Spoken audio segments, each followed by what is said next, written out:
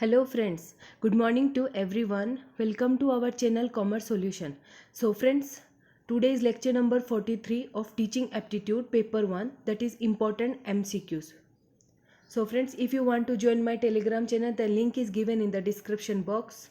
So friends, today's first question is peer group interaction in a classroom helps in. peer group जो interaction होता है ना classroom में, वो क्या हेल्प करता है? Concept understanding, realisation of one's misunderstanding, या रेपर्ट बिल्डिंग, या क्वेश्चनिंग.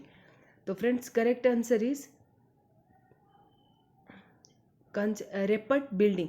रेपर्ट बिल्डिंग के लिए पीर ग्रुप जो इंटरेक्शन होता है क्लास में एक टीचर के साथ हो, तो उसमें उनके बिहेवियर इंटरेक्ट होते, एक दूसरे के बिहेवियर को समझते हैं, फिर उनसे वो स्टूडेंट अपने आप के जो प्रॉब्लम्स है वो टीचर के साथ शेयर करते. So it is what rapport building.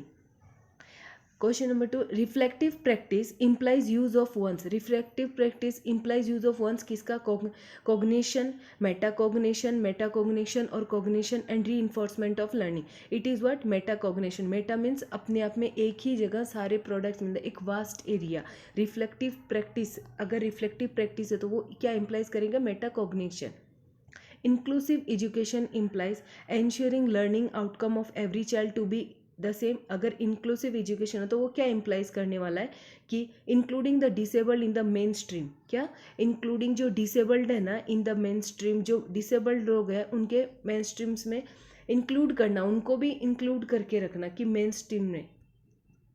Listening is important for a teacher. अगर क्या लिसनिंग इंपॉर्टेंट है for a teacher? Address the requirement of the learner, gain knowledge, keep the learner in good humour, या evaluate the learner for the progress. It is what?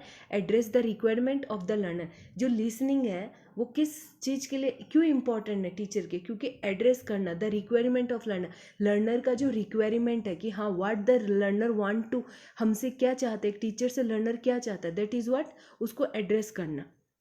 When the learning outcomes of student is ensured with employment of less resources and effort on the part of a teacher and more initiative for self learning, यहाँ पे क्या self learning is evident which of the following expression, कौन सा expression पूछा है? Teacher is successful, teacher is efficient, intelligent, या practical.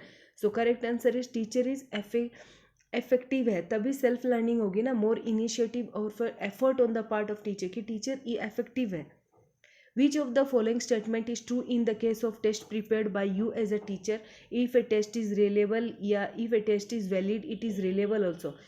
कौन से स्टेटमेंट में ट्रू है कि क्योंकि अगर टेस्ट इज़ वैलिड, अगर वो रियलेबल है. In next chapter that is research aptitude we will read the validity and reliability. ये अपने आप में एक बहुत ही इंपॉर्टेंट कॉन्सेप्ट है. सो इफ़ ए टेस्ट, अगर टेस्ट वैलिड है तो वो रियलाइबल भी होगा. Which of the following statements best explain the concept of term teaching. कौन से स्टेटमेंट बेस्ट एक्सप्लेन करते हैं कंसेप्ट ऑफ टर्म टीचिंग में? More than two teachers teach, या more than two teachers plan and teach together same class. So correct answer more than two teachers plan and teach the same class as per the expertise. ये correct answer है. A team of teacher ये भी नहीं होगा. The third one is the correct answer. As per the cognitive development theory of Jean Piaget adolescent, students are in which stage of development. जो teaching की बहुत सारी theories है उसके ऊपर भी मैं एक क्लास लेने वाली हूँ कि जो टीचिंग है, जैसे कॉग्निटिव ब्लूम्स टेक्सोनोमी, जो अलग अलग जो थ्योरीज दी है, गेंगन्स, फॉर्मेलिस, ये सारे है ना, उस पर क्लास होगी. सेंसरी मोटर स्टेज है या कंस्क्रीट, इसका जो जीन पायगेंट का क्या बोला गया है कि उसमें कौन सा स्टेज है डेवलपमेंट. कॉग्निटिव मतलब माइंड से थिंकिंग करना, बार बार आ रहा है, तो ये बहुत ही यहाँ से एक क्वेश्चन हर शिफ्ट में आना ही आना है. तो फॉर्मल ऑपरेशन स्टेज, इसका करेक्ट आंसर क्या है? फॉर्मल ऑपरेशन स्टेज किसने दिया था? जीन पायगट ने. Adolescent students are which stage of development, कौन से स्टेज ऑफ डेवलपमेंट के होते हैं? Next question, a workshop is meant for hands on experience, listening on scholarship. तो करेक्ट आंसर वर्कशॉप आते ही हैंड्स, क्योंकि वर्कशॉप किस लिए डालते हैं? वर्कशॉप के वर्ड से ही पता चला जो काम हम हैंड से कर रहे हैं वहाँ पे वर्कशॉप में जाके. Brainstorming as a method can be used for. Brainstorming ये भी अपने आप में एक बहुत ही इंपॉर्टेंट वर्ड है और एक टॉपिक है जहाँ से क्वेश्चन आना ही है ना. ब्रेनस्टॉर्मिंग क्या है? आउट ऑफ बॉक्स थिंकिंग, मतलब बहुत गहराई से बहुत सारे आइडियाज़ एक साथ क्रिएट करना माइंड में. सो correct answer is generate new ideas in the area of interest. जो चीज़ में इंटरेस्ट है वहाँ पे एक न्यू आइडियाज़ को जनरेट करना, बार बार बहुत सारे मतलब कोई सिचुएशन दे दी और उसकी इंस्टेंट बहुत सारी सिचुएशंस की प्रॉब्लम सॉर्ट आउट करना, मतलब बहुत सारे उस सिचुएशन को लेकर बहुत सारी थिंकिंग्स डेवलप करके इमीडिएट एक सॉल्यूशन देना, that is what brainstorming.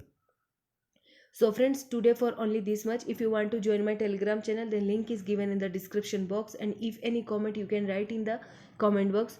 Please friends, motivate me and subscribe my channel so that I can bring new further videos. Thank you.